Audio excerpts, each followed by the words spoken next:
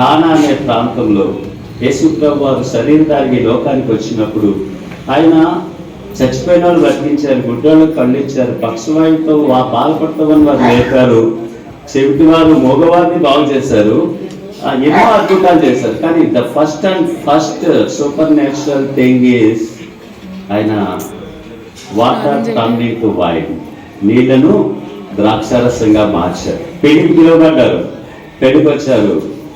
యూదుల మర్యాద ప్రకారంగా ద్రాక్షారసం ఇస్తారు, గ్రేప్ జ్యూస్. అయితే మనకు కూడా ఇస్తూ ఉంటారు కదా, బెల్లం పాను పూర్వకాలం ఇచ్చేవారు, తర్వాత రసనాది కల్పిస్తూ ఉంటారు. ఇది సిటీ కాబట్టి ఇంకేం లేదు, డైరెక్ట్ భోజనం. సో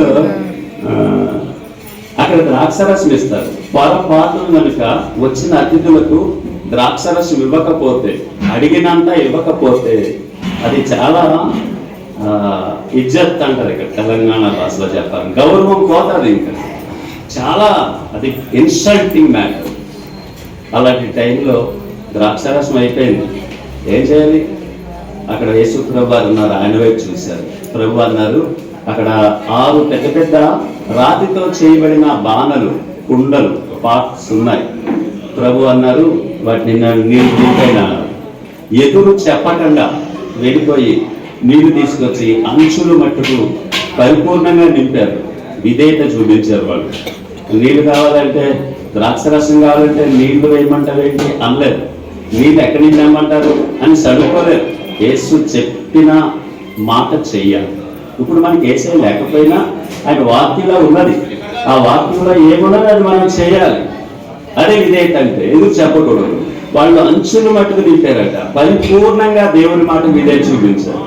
ప్రభువు అలా కన్నులతో చూశారంటే, నోటి మాటతో భూమి ఆకాశాలు సమస్తాన్ని సర్వ సృష్టి చేసిన మహోన్నతుడైన దేవుడికి ఆ నీళ్ళని అలా చూపుతోటే అద్భుతమైన ద్రాక్షారసంగా చేసింది. తీసుకెళ్లారు, చక్కగా అందముగా మధురంగా ఉంది. అసలు ఈ పెళ్ళంతా ఈ విందుకు సంబంధించి ద్రాక్షారసము, తినే ఆహార పదార్థాలకు సంబంధించిన ఒక మేనేజర్కి కాంట్రాక్ట్ ఇచ్చారు ఆయన. విందు ప్రధాని, యాక్చువల్గా ద్రాక్షారసం అయిపోయిందా లేదా చూసుకోవలసిన ప్రధాని అతను. ఏమో వాళ్ళతో మాట్లాడుకుంటున్నారు. యాక్చువల్గా ఏవయ్యా నువ్వు మేనేజర్, ద్రాక్షారసం అయిపోయింది చూసుకోవాలి కదా అని అతని దగ్గరికి వెళ్ళలేదు. అతను రెస్పాన్సిబుల్ పర్సన్ అయినప్పటికీ. కానీ యేసయ్య దగ్గరికి వెళ్ళాలి. చెప్పండి, అందరు ఎవరి దగ్గరికి వెళ్ళాలి? నేను చెప్తున్నానండి, ఎనీ ప్రాబ్లం, ఎనీ సర్కమ్స్టాన్సెస్ లైఫ్లో, జీవిత సమస్యలో ఏ సమస్య అయినా ఒక రాత్రి అంతా ప్రార్థన చేయి, దేవుడికి చెప్పుకో. ఆయన ఏ విధంగా అయినా నీ సమస్యని మీరు చేస్తారు. సో నీ జీవితంలో ఏదైనా సమస్య వస్తే దేవుడితో చెప్పుకోవాలని జరుగుతుంది. వాళ్ళు విందు ప్రకారం వెళ్ళలేదు, యేసయ్య దగ్గరికి వెళ్ళారు. యేసయ్య సింపుల్గా అదే విందు ప్రధాని అసలు ద్రాక్షరసం అయిపోయిందా ఉందా చూసుకోవాల్సినటువంటి పర్సన్కి ఏం తెలియదు. ఇంటికి ఆయన తాగి వండర్ఫుల్, నా జీవితంలో ఎప్పుడు ఎంత అందమైన మధురమైనది తాగలేదు అన్నాడు. It was made by Jesus Christ. యేసయ్య నీ జీవితాన్ని నా జీవితాన్ని చేస్తే అంత మధురంగా ఉంటుంది. రైట్? క్రైస్ట్ సెంటర్డ్ రిలేషన్షిప్ అంటే ఇదే. మీ జీవితంలో ప్రతిదీ యేసయ్య యేసయ్య యేసయ్య. మంచిళ్ళు తాగిన యేసయ్య, భోజనం చేసిన యేసయ్య, పడుకునే ముందు యేసయ్య, పడుకుని లేచాక యేసయ్య. యేసయ్యతో మనం నిండిపోవాలి. Praise the Lord. సో ఇప్పుడు ఒక చిన్ని వాక్య భాగాన్ని చూపిస్తాను చూడండి. 4 పిల్లర్స్ చెప్పాను కదా, ఏంటి? పర్మనెంట్ రిలేషన్షిప్ ఈ జీవితాంతో. సెకండ్, ఫెయిత్ఫుల్ రిలేషన్షిప్, నమ్మకంగా ఉంటుంది. థర్డ్, కోఆపరేట్ చేసుకోండి. చివరిగా యేసయ్యతో ముడిపడి ఉండాలి మీ జీవితాలు. ఎఫెసీయులకు రాసిన పత్రికలో 5వ అధ్యాయంలో ఒక 3 ముచ్చట్లు చెప్తాను. ఏంటంటే ఎఫెసీయులకు రాసిన పత్రిక 5వ అధ్యాయంలో 2వ వచనంలో ఒక మాట ఉంటుంది. అదేంటంటే, క్రీస్తు మిమ్మల్ని ప్రేమించి పరిమళ వాసనగా ఉండుటకు మన కొరకు తను తాను దేవునికి అర్పణముగాను బలిగాను అప్పగించుకును, అలాగనే మీరును ప్రేమ కలిగి నడుచుకునుడి. వీళ్ళిద్దరూ ప్రేమ కలిగి నడుచుకోవాలి. ఎందుకంటే ఆయన సృష్టికర్త అయిన దేవుడై ఉండి మనిషి కుమారుడిగా ఈ లోకానికి వచ్చి శిలుమాను మీద రక్తబలిగా ఆయన ఎందుకు తన ప్రాణాన్ని పెట్టాడు అంటేనట మనమందరము ఆయన నమ్ముకున్న మనమందరము ఆయన వల్లే ప్రేమ కలిగి నడుచుకోవాలి. సో ఒక 3 విషయాలు ఏ విధంగా నడుచుకోవాలంటే మీరిద్దరూ ఏం కలిగి నడుచుకోవాలి? ప్రేమ కలిగి నడుచుకోవాలి. యాక్చువల్గా ఈ లోకమంతా దేవుని ప్రేమ కలిగి నడుచుకోవాలి, అప్పుడే ప్రాబ్లమ్స్ ఉండవు. దేవుని ప్రేమ, దేవుడు చెప్పాడు నీ శత్రువులను ప్రేమించు, నీ భార్యను ప్రేమించు, నీ భర్తను ప్రేమించు, నిన్ను వల్లే నీ పొరుగు వారిని ప్రేమించు, ఈవెన్ లవ్ యువర్ ఎనిమీస్. శత్రువులను కూడా ప్రేమించాలంటే మరి మన క్రైస్తవులు ఆలోచన చేసుకుందాం, అసలు ప్రేమిస్తున్నామా మనము? స్వార్థంతో ప్రేమించడం కాదు, ప్రతి ఒక్కరిని యేసయ్య ఎలా ప్రేమిస్తాడో అలా ప్రేమించాలి. సో మీరిద్దరు ప్రేమ కలిగి నడుచుకోవాలి. ఎలా నడుచుకుంటే యేసయ్య ఏ విధంగా ప్రాణం పెట్టాడో అంతగా ప్రేమతో నడుచుకోవాలి. ఒక చిన్ని కథ చెప్తాను, ఆన్సర్ మీరే చెప్పాలి. ఒక అడవిలో ఒక ఆడ లేడీ, అంటే ఆడ జింక మగ జింక వివాహం అయిందట. ఓ రోజున ఎండాకాలం ఎక్కువైపోయి నీళ్ళన్నీ ఎండిపోతే దాహంతో ఉంటే కొత్తగా పెళ్ళైన మగ జింక ఆడ జింక అలా వెళ్తున్నట్టు నీళ్ళు ఎదుర్కొంటా ఒక చోటుకి వెళ్ళేసరికి చిన్న గుంట కనబడింది. అందులో కొంచెం ఒక్క గ్లాస్ వాటర్ మాత్రం కనబడుతున్నారట. గబగబా 2 వెళ్ళి నోరు పెట్టినాయి. ఆడజింక అనుకుంటుంది నేను తాగితే నా భర్త కొట్టుదని, ఆడజింక తాగట్లేదట. మగజింక కూడా అరే నా భార్య పాపం, నేను చచ్చిపోయినా పర్లేదు నా భార్య కావాలని తను తాగట్లేదట. 2 మూతులు పెట్టినాయి కానీ నీళ్ళు తాగట్లేదట. అంటే చిన్న ఏదో జోక్గా చెప్తున్నాను, బట్ ఒక మూగజీవులకు కూడా అంత ప్రేమగా ఉంది. ఇప్పుడు ఏం చేయాలి? ఏం తాగాలి నీళ్ళు? ఎవరిలో ప్రేమ ఎక్కువ ఉంది? సో 2 కూడా, భార్య తన భర్త బాగుంటే చాలు అనుకుంటుంది, అంతగా ప్రేమిస్తుంది, నేను చచ్చిపోయినా పర్లేదు నీళ్ళు లేక. అలాగే భర్త కూడా నా భార్య తాగితే చాలు, నేను చచ్చిపోయిన పర్లేదు. నిజంగా ఎంత ప్రేమ అండి. మీరిద్దరు కూడా నా భర్త మంచిగా ఉంటారు, నా భార్య మంచిగా ఉంటారు, ఒకరి యొక్క క్షేమం కొరకు ఒకరు ఆలోచించారు. జనరల్గా మనకి తలనొప్పి వస్తే టాబ్లెట్ కొనుక్కుంటాం, డాక్టర్ దగ్గరికి వెళ్ళిపోతాం. చాలా చోట్ల జరిగేది ఇదే. భార్యకి మాత్రం బాగోకపోతే హాస్పిటల్కి తీసుకెళ్ళడానికే కుదరదు. ఒకవేళ హాస్పిటల్కి తీసుకెళ్దామంటే మీరు రాదు, మీరు వచ్చేసరికి మాకు టైం ఉండదు. సో గుర్తుపెట్టుకోండి, ప్రేమ కలిగి నడుచుకోవాలి. తర్వాత ఇదే అధ్యాయంలో 10వ వచనంలో ఏముంటుందంటే, ప్రభు ఏది ప్రీతికరమైనదో దాన్ని పరీక్షించుచు వెలుగు సంబంధుల వలె నడుచుకొనుడి. వెలుగు సంబంధుల వలె నడుచుకోవాలి. మీకే వెలుగంటే ఏమిటి? యేసు ప్రభు పుట్టినప్పుడు స్టార్, వెలుగు. ఆయన చీకట్లో ఉన్న, మరణాంధకారంలో ఉన్న, పాపంలో, శాపంలో, రోగాలతో, దరిద్రతతో ఉన్న ఈ చీకటి లోకాన్ని రక్షించడానికి వెలుగుగా వచ్చాడు. అదే సమయంలో దావీదు అంటాడు 119వ కీర్తన 105వ వచనంలో, నీ వాక్యము నా పాదములకు దీపము, నా త్రోవకు వెలుగై ఉన్నది. సో వాక్యం అనే వెలుగులో మీరిద్దరూ నడుచుకోవాలి. పాస్టర్ గారు మంచి మాట చెప్పారండి. మా అమ్మాయి, మా ఆత్మీయ బిడ్డ వాక్యం అలా చెప్పకముందే తీసి చదివేస్తుందట. Praise the lord. మరి యాకోబు గారు చర్చిలో కాంపిటీషన్ వస్తుంది. ఇంతకుముందు ఎవరి వాక్యం పోటీ పడి చదువుతూ ఉంటారు కొంతమంది. మేము కూడా అలా చదివివ్వండి, పోటీ పడి మా చర్చిలోనే. నాకంటే ముందు ఎవరు చదవడానికి వీల్లేదు అన్నట్టుగా వాక్యాన్ని అలా చదువుతూ ఉండేవాడిని. సో మేమందరం ఒకటే బ్యాచ్ అయితే పాస్టర్. హల్లెలూయా. సో ఇది వాక్యాన్ని ప్రేమించాలి. మొదటి కీర్తనలో వ్రాయబడిన మాట, యెహోవా ధర్మశాస్త్రమును ఆనందించుచు దీవారాత్రములు ధ్యానించువాడు ధన్యుడు. అతడు ఆకువాడక తన కాలమందు ఫలమిచ్చు చెట్టు వలె ఉంటారు, అతడు చెయ్యినదంతయు సఫలమగును. మీరిద్దరు వాక్యాన్ని బాగా చదువుకుని ధ్యానించుకుని డౌట్స్ ఉంటే యాకోబు గారిని అడుగుతూ మీరు వాక్యంలో ఎదిగారు అనుకోండి, ఫలించని చెట్టులాగా ఉంటారు. దేవుడు చెట్టుతో పోల్చాడు. నీటి మధ్యలో అని ఖర్జూరపు చెట్టు వలె ఫలిస్తారట. నీ లోపల నీ భార్య ఫలించు ద్రాక్షావల్లి వలె ఉంటుంది. మీ పిల్లలు భోజన పళ్ళ చుట్టూ ఒలివ మొక్కలు. సో దేవుడికి ఇష్టం ఆ చెట్లు. ఇంకో చోట అంటాడు, చెట్టుకు మంచు ఉన్నట్లుగా నేను నీకు తోడై ఉంటాను అంటున్నాడు. సో మీరిద్దరు వాక్యం వెలుగులో నడుచుకోండి అమ్మా.